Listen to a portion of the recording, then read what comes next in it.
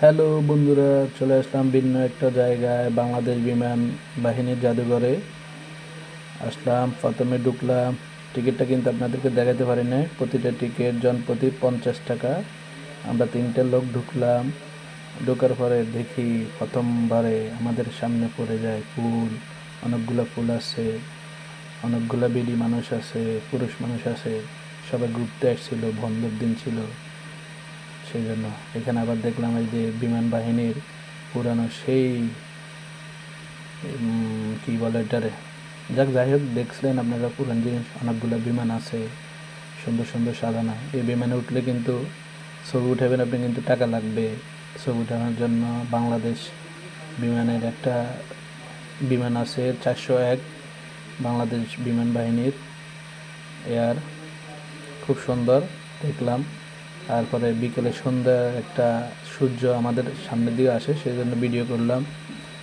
এখানে আরেকটা আছে বিমানের, অনেকগুলো। এটা ইন্ডিয়ান বিমান, খুব সুন্দর। জেট নাকি একটা বিমান, বুলেট আছে। তারপরে অনেকগুলা বিমানের আছে। লাস্টে গেলাম আমরা এখান দিয়ে, দেখি যে বিমানের সারি সারিবদ্ধ।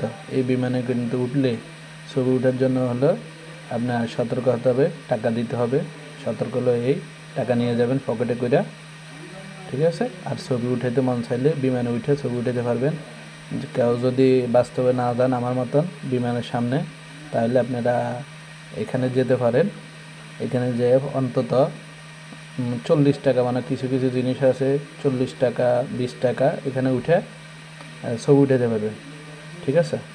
খুব সুন্দর সুন্দর বিমান আছে। যদি আমার মতন কেউ না দেখে থাকেন, এখানে বুলেটও আছে, সেটা আপনাদেরকে দেখাচ্ছি। অনেকগুলো মানুষ আছে, পার্ক আছে।